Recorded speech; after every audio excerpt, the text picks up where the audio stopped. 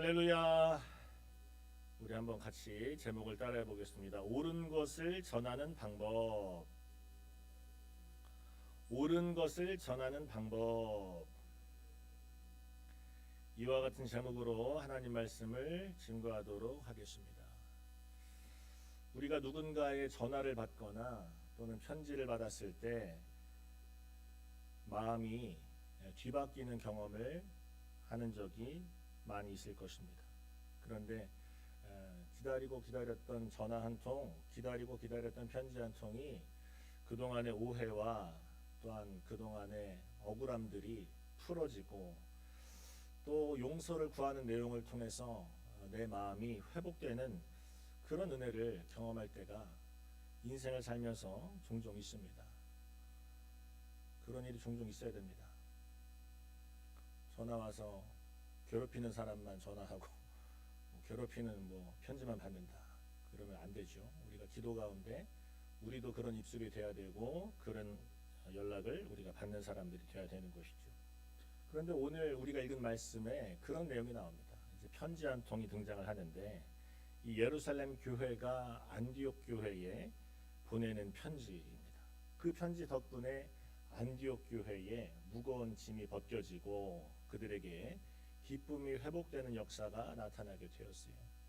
지난번에 제가 이 자리에서 말씀을 전하면서 기억나십니까? 지난번에 제가 이 자리에서 말씀을 너무 오래전이라는 표정으로 하시는데 한 달밖에 안 됐어요. 한 달 동안 일이 많았지만 우리가 한 달밖에 안 됐어요. 뭐라고 그랬어요? 괴롭게 하지 말라. 괴롭게 복음 이외에 다른 무거운 짐을 짊어지게 하지 말아라. 이제 그 말씀을 이제 우리가 함께 나눴었죠. 그런데 그때 내용이 뭐예요? 예루살렘 공예를 통해서 이방인도 할례 받아야 된다. 이방인도 할례 받아야 구원 얻는다. 그거 아니다라고 결론을 내렸던 그 장면을 우리가 함께 이제 살펴보았습니다. 그런데 중요한 것은 그렇게 좋은 결정, 옳은 결정을 했는데 옳은 결정을 내리는 것과 그 결정을 잘 전달하는 것은 좀 다른 문제라는 것이죠. 결정을 옳게 내리는 것과 그 옳은 결정, 이렇게 결정됐어 라고 사람들에게 전하는 것은 전혀 다른 일이라는 것입니다. 그런데 지혜롭게 이 진리, 결정된 것을 전하는 것이 굉장히 중요한데 성령님의 인도를 받아서 이 결정된 것을 잘 전달하는 이 예루살렘 교회의 모습을 우리가 이제 오늘 살펴보기를 원하는 거예요. 오늘 두 가지 나누려고 하는데요. 첫 번째는 옳은 것, 진리는 반드시 지혜롭게 전달돼야 된다라는 것입니다. 예루살렘 교회가 이제 공의회를 통해서 결론을 내린 다음에 실행에 들어가는데 22절 말씀에 이런 말씀이 나와요. 이에 사도와 장로와 온 교회가 그 중에서 사람을 택하여라고 나옵니다. 결정은 지도자들이 했는데 사람을 세우는 일에는 온 교회가 함께했다라는 것입니다. 그 말씀은 온 교회가 그 중에서 사람을 택했다. 몇몇 사람이 자기들만의 그 시간에 자기들만의 장소에서 몰래 모여서 그 일을 결정한 것이 아니라 오픈된 장소에서 결정하고 그리고 온 교회가 모든 구성원들이 공감할 수 있는 그런 사람을 세워서 이 일을 전달을 해 주었다라는 것이죠. 편지를 쓰고 사람을 보냅니다.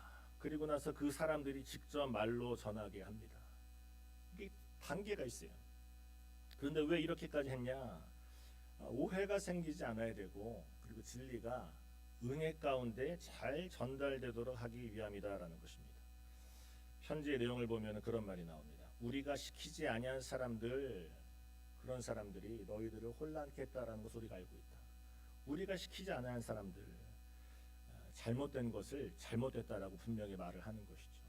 여기서 우리가 첫 번째 진리를 우리가 알게 되는데 여러분 잘못된 것은 잘못됐다라고 말하는 용기가 필요합니다.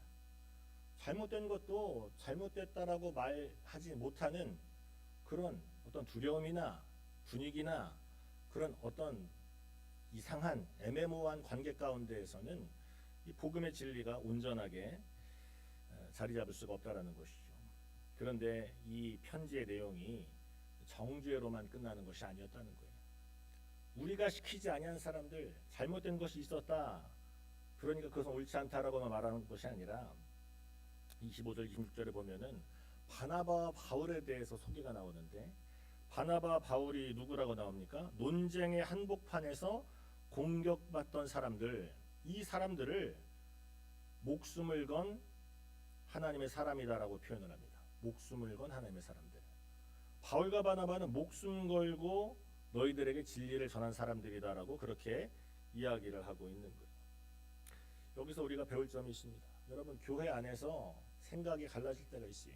믿음의 공동체 안에서 다른 것을 생각하고 다른 것을 말할 때가 분명히 있습니다. 그런데 중요한 것이 뭐라고요? 그 다른 것을 어떻게 말하는가, 어떻게 주장하는가, 이것이 굉장히 중요한 일이 된다라는 것입니다. 성숙한 교회, 성숙한 공동체라고 하면 지혜를 구하게 되어 있습니다. 옳지 않아, 잘못됐어, 이렇게 말하는 것이 아니라 목숨을 걸고 너희들에게 복음을 전한 사람들, 그들이 한 말이 이런 말이다라고 하면서 그들에게 너희들을 사랑해서 너희들을 진심으로 아끼기 때문에 그래서 목숨을 걸고 너희들에게 복음을 전한 사람들이다, 이렇게까지 표현을 한 것입니다. 제가 몇 번 말씀을 드렸는데, 나 같은 죄인 살리신 그 찬양을 만든 존 뉴턴 목사님, 나중에 목사님 됐다고 그랬죠. 근데 이 목사님이 이제 노예선의 선장이었지만 나중에 회심하고 이제 복음을 전하는 사람이 됐는데, 이분이 기록한 저작물이 굉장히 많습니다. 뭐 책도 많이 썼고 쓴 편지글도 많이 있는데, 이분이 쓴 글 중에 그런 글이 있어요. 다른 사람들하고 이제 다툼이 일어났을 때 이제 어떻게 해야 되는가. 목회 서신이라고 볼 수가 있죠. 성도들이 누군가 다툼이 일어났을 때 어떻게 해야 되는가. 근데 이렇게 했었습니다.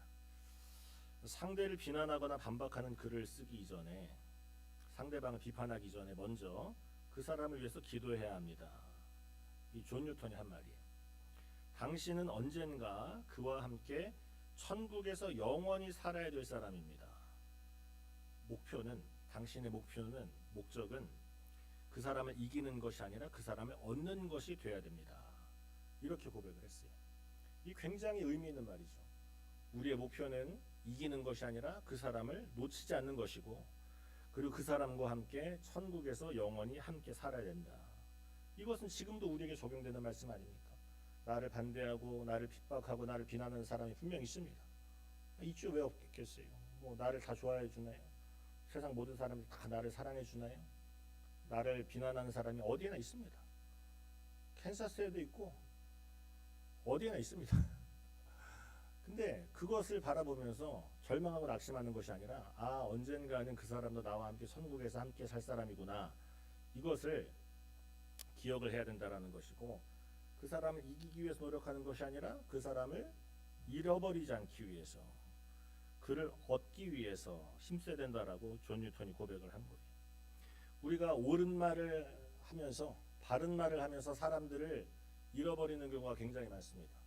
바른 말, 옳은 말, 그런 말 많이 하는 분이 있어요. 나 정확해, 나 정확한 사람이야, 난 틀린 말은 안 해, 나 같은 사람도 있어야 돼. 그런데 이렇게 말하면 어떻게 되냐면 결국에 사람을 잃어버립니다. 그 사람의 그 바른 말 때문에 사람을 잃어버리는 거예요. 불같이 화내는 분 있어요? 제가 잘 아는 분들 중에 몇몇 분 있어요. 화가 나서 화를 내는 게 아니라 그냥 화가 나 있어요. 항상 화가 나 있어. 이렇게 화가 안 나 있는 모습을 본 적이 거의 없는 것 같아요. 근데 그 중에 목사님도 있습니다. 목사님이 화를 불같이 내십니다. 근데 어떻게 목회가 되는지 참 의문이에요. 목회도 잘하셔요. 근데 화를 불같이 내요. 근데 그분이 그 목사님이 많이 하셨던 말이 뭐냐면, 나는 권 목사, 나는 뒤끝은 없어, 이러시더라고요. 뒤끝이 없대, 자기가. 근데 본인만 뒤끝이 없으면 어떡해. 옆에 있는 사람들한테 막 화내놓고, 막 불같이 화내놓고, 그래서 분위기 막 엉망으로 만들고, 아유 뭐 큰일이 났나 보다, 우리가 뭐 큰 잘못을 했나 보다, 뭐 이렇게 분위기를 만들어 놓고, 근데 나 뒤끝은 없어 그러면서 뭐 밥 먹으러 가자 막 이러는 거예요. 예, 굉장히 힘듭니다. 그런 분 옆에 있으면 굉장히 힘들어집니다. 혼자 화내고 혼자 풀어지는 분들, 그런 분들이 우리 주변에 많이 있어요. 그런데 그런 방식이 하나님께서 기뻐하시거나 옳게 여기시는 방법이 아니라는 것이죠. 여러분, 우리는 무엇이든지 사랑으로 말해야 되는 거예요. 바른 말을 하는 것이 중요한 것이 아니라 바르게 말하는 것이 중요합니다. 옳고 그름은 사실 많은 사람들이 다 알고 있는 거예요. 그 일에 대해서 판단을 한다라는 것, 그것이 맞냐 틀리냐를 주장하는 것은 사실 이미 다 알고 있습니다. 그런데 그것을 어떻게 전하는가, 이것이 굉장히 중요한 것이죠. 존 뉴턴이 사랑으로 말하는 방법을 배웠고, 또 우리가 오늘 읽은 말씀에 등장하는 예루살렘 교회가 그렇게 행동을 했다라는 것이죠. 미국에서 이 남북 전쟁이 한창이었었던, 지금으로부터 뭐 한 150년 전이죠. 그때 게티즈버그 전투에서 북군이 큰 승리를 거두게 됩니다. 그런데 총사령관이었었던 미드 장군이라는 사람이 있었는데, 이 장군이 도망가는 적군을 끝까지 쫓아가서 잡았으면, 그러면 이 남북 전쟁이 그날 끝날 수 있었다라고 역사에 기록이 되어 있어요. 근데 쫓아가지 않습니다. 이 미드 장군이 쫓아가지 않았어요. 뭐 나중에 변명을 하는 거예요. 뭐 체력적으로 한계가 왔다. 뭐 군사들의 사기가 거기까지는 미치지 못했다. 뭐 여러 가지 이제 변명을 했는데, 그 마지막에 그 미드 장군이 도망가는 적을 끝까지 뛰어가서 잡아 낚아채지 못한 것을 나중에 링컨이 알고 나서 이 미드 장군에게 링컨이 편지를 썼대요. 편지를 썼는데 기분 좋게 쓴 게 아니겠지. 화가 난 거예요. 뭐라 썼냐면은, 당신의 실수, 미드 장군, 당신의 실수가 얼마나 큰 것인지 나는 정말로 이루 말할 수 없을 만큼 실망스럽습니다. 당신의 실수 때문에 절호의 순간을 놓쳤고 수많은 사람들의 희생의 시간이 연장되었습니다. 미드 장군, 당신은 당신이 한 일을 알고 있습니까? 열이 받은 거죠, 대통령이. 아니, 전쟁을 끝낼 수가 있었는데 한 번만 더 수고했으면은, 그래서 그 잡았으면은 이제 되는데, 도대체 왜 거기서 포기했냐, 이제 막 화가 난 거예요. 마음에 얼마나 답답했으면 그렇게까지 편지를 썼겠습니까? 그런데 링컨 대통령이 그 편지를 보내지 않았습니다. 보내지 않았어요. 미드 장군은 그 편지를 받아본 적이 없다고 합니다. 그 편지를 서랍에 넣어두고 나중에 링컨 대통령이 천국 간 다음에 그 편지가 발견이 되었다는 거예요. 근데 그 편지 봉투에 이렇게 써 있었대요. 보내지 않음, 그리고 서명하지 않음.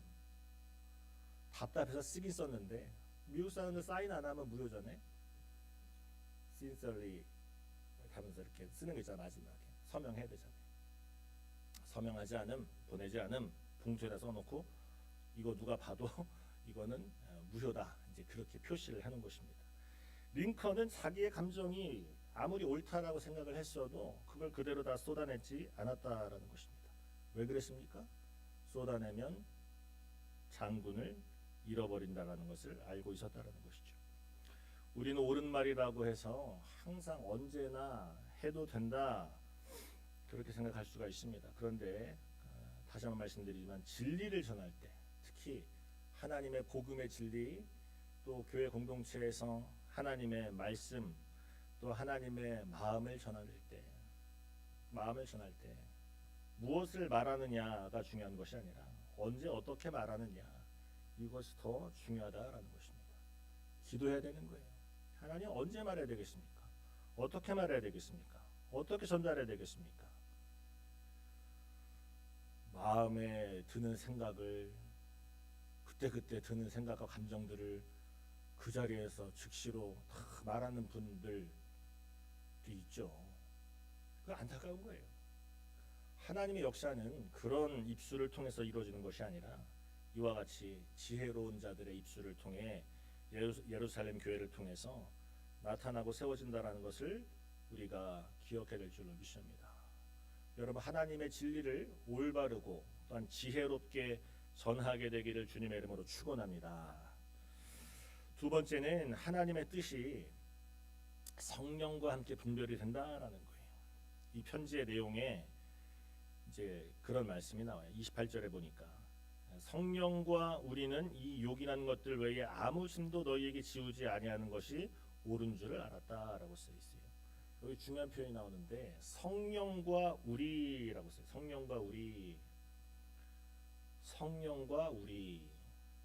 그러니까 일방적으로 성령님, 성령 하나님만을 이야기한 것도 아니고 일방적으로 우리가라고 한 것도 아니고 주어가 성령 하나님과 우리다라고 같이 그렇게 표현을 한 것입니다. 이 초대교회가 성령의 역사가 강하게 나타났던 분명한 이유가 있는데 이 성령의 역사가 강하게 나타난 것만이 아니라 그것을 대하는 성도들의 그 마음 자세, 이 방식이 굉장히 주목할 만하다라는 것입니다. 성령을 앞세웠습니다. 성령을 앞세웠습니다. 이것이 바로 하나님의 인도하심이라는 것이죠. 물론 모여서 회의도 하고 공의회를 통해서 회의를 하고 서로의 말을 들어보고 각자의 의견을 제시했지만 그러나 그 가운데에서 하나님께서 성령 하나님께서 지금 뭐라고 말씀하시는가 여기에 그들은 집중하고 있었다라는 것이죠. 기도하면서 말씀을 살피고 우리가 15장을 통해서 계속 살펴본 것이 무엇입니까? 성경 말씀을 통해서 주장을 하고 하나님의 음성을 듣기 위해서 노력하고 기도하는 그런 모습들을 우리가 계속 살펴보지 않았어요? 서로의 증언을 들을 때에도 서로가 말하는 것을 경청하고 하나님께서 지금 그들을 통해서 뭐라고 말씀하시는가 거기에 집중하고 있었다라는 거예요. 굉장히 균형이 있었다라는 것이죠. 여러분 하나님 말씀은 하늘에서 번개처럼 떨어지지 않습니다. 하나님 말씀은 물론 우리가 기도하는 가운데 레마로도 들려오긴 하지만 사람들과의 대화 속에서도 하나님의 말씀이 들려질 때가 있는 거예요. 하나님의 말씀은 우리가 오늘 예배를 마치고 나서 이제 제가 배가 고파요. 내려와서 먹으려고 그러는데 먹으면서 대화할 때도 그때도 하나님 말씀하시는 거고 또 우리가 오랜만에 만나서 안부를 전할 때도 우리가 주중에는 얼굴만 보잖아요. 새벽에 얼굴만 이렇게 보고 헤어지잖아. 얼굴만 보고 대화를 못하고 전 설교하지만 그러고 이제 금요일 저녁에 만나서 이렇게 대화 좀 하고 내일 아침에 또 만나서 좀 대화하고 또 주일에 만나 대화하고 대화를 하지 않습니까? 그 대화 가운데 하나님의 마음을 깨닫고 뜻을 우리가 분별하게 되는 거예요. 근데 중요한 것은 성령을 앞세우는데 성령의 음성을 들으며 나아갈 때 잘 분별해야 된다라는 것입니다. 그래서 분별해서 내린 결론이 뭐예요? 이 말씀에 써 있는 기록되어 있는 요긴한 것들 외에는 아무 짐도 지우지 않겠다. 요긴한 것이 무엇입니까? 요긴한 것, 요긴하다, 귀하다. 그런데 최소한이란 의미가 있어요. 최소한 아주 필요한 만큼 딱 그만큼 이 요긴한 것이죠. 그러니까 최소한의 짐 말고는 그들에게 지우는 것이 옳지 않다라고 이야기를 하면서 네 가지를 이야기했죠. 우상의 제물, 피, 목매어 죽인 것, 그리고 음행을 멀리해야 된다. 이 네 가지를 이야기를 한 거예요. 그러니까 할례가 중요한 게 아니고 할례 안 받아도 구원받는 데 지장 없다. 그러나 이 요긴한 것, 최소한 요 네 가지만은 이방인들에게 지키라고 우리가 이야기를 해야 된다라고 그렇게 고백을 한 거예요. 왜 그렇습니까? 여기 네 가지 우상의 제물, 피, 목매어 죽은 것, 그리고 음행 왜 네 가지가 갑자기 왜 튀어나왔을까요? 물론 성령님이 주신 거죠. 성령 하나님께서 깨닫게 하신 거죠. 이 네 가지를 이방인들에게 전해야 된다. 이거 하지 말라고 전해야 된다. 이거 멀리해야 된다라고 전해야 된다. 왜 그랬습니까? 이게 구원의 조건은 아니에요. 음행, 목매어 죽인 것, 피, 우상의 제물 이거를 가까이 했다라고 해서 구원이 취소되는 건 아니라고. 구원받으려면 이걸 해야 된다. 그것도 아니라고. 그런데 이 네 가지 요긴한 것 최소한 네 가지는 해야 된다. 이유가 뭐냐면 유대인 성도들과 이방인 성도들이 한 교회 안에서 함께 예배를 드리고 함께 식사를 해야 돼요. 근데 이방에서는 피도 먹고 우상에게 바쳐진 것도 먹고 목매어 죽인 것도 먹고 개 잡는 거 보셨어요? 개 잡는 거? 미국에서는 이런 말 하면 안 되겠다. 미국에 동물 잡는 거 이런 거 설명하면 안 되잖아요. 미국이니까. 여기 미국이니까.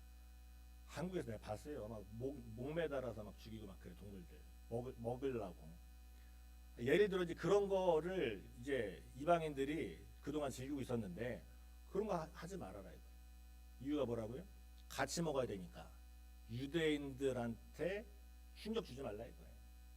유대인들한테 그 정도는 너희들 해줄 수 있잖아. 우상에게 바쳐진 거, 피, 목매어 죽인 거, 그리고 너네들 음행하는 거 이런 거 정도는 너희들이 스스로 결단해서 안 할 수 있잖아. 그 정도만 너희들이 마음을 정리하고 오면 유대인과 이방인들은 하나 될 수 있어. 할례가 중요한 게 아니야라고 정리를 해버리는 거예요.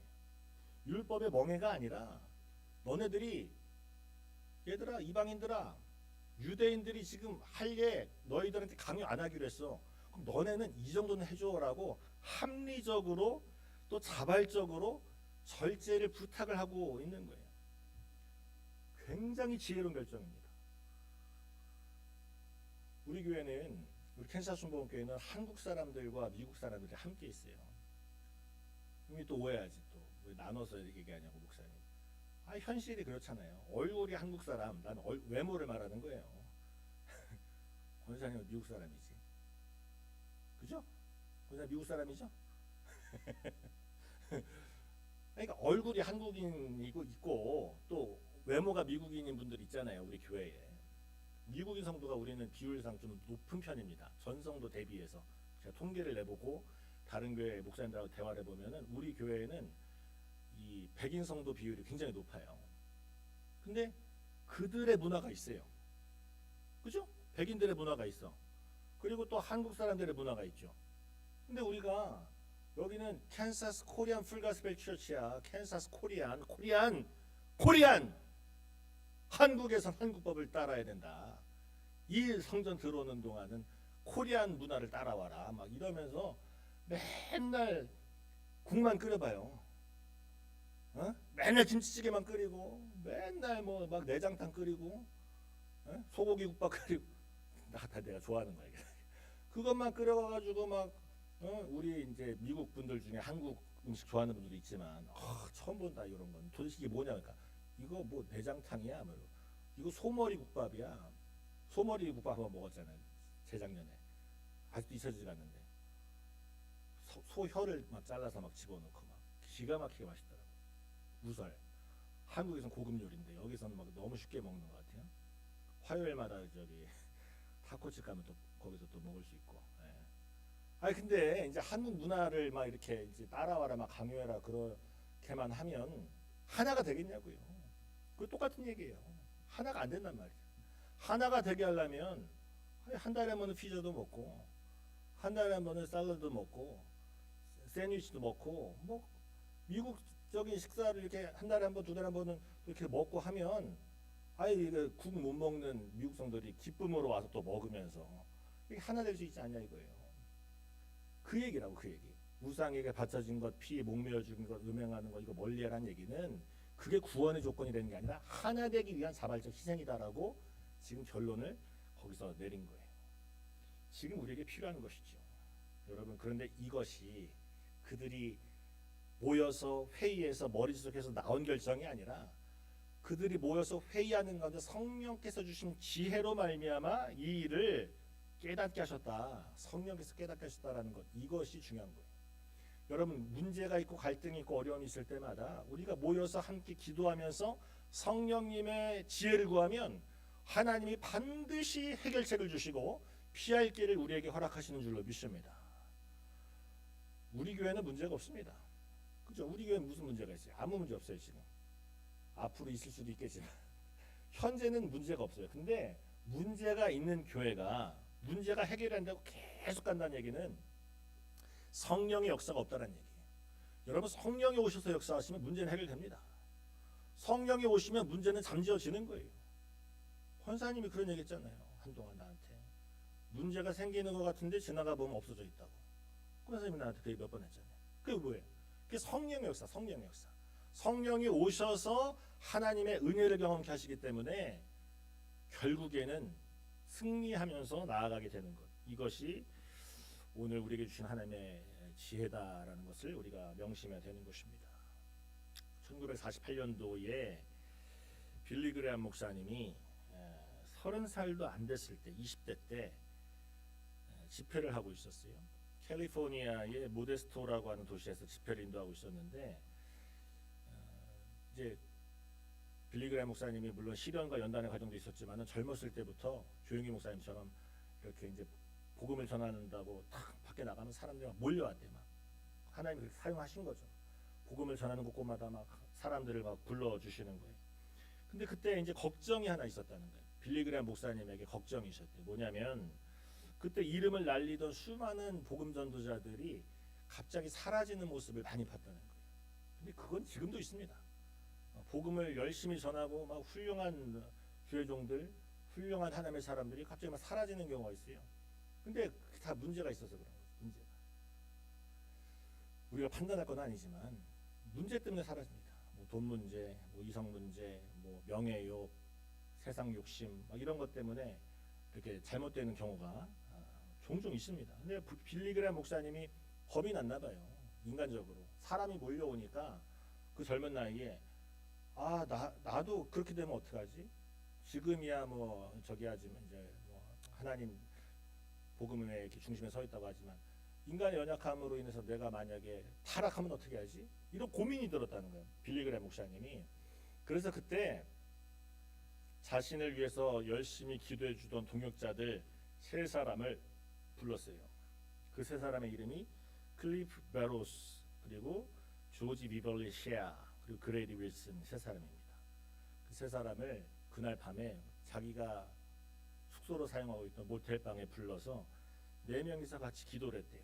성경을 펼쳐놓고 말씀을 읽으면서 기도 가운데 빌리 그레엄 목사님이 이렇게 이야기했습니다. 우리가 무너지지 않으려면 이 사명을 끝까지 잘 감당하려면 하나님 앞에서 어떤 원칙을 지켜야 하겠는가? 이걸 질문을 했대요.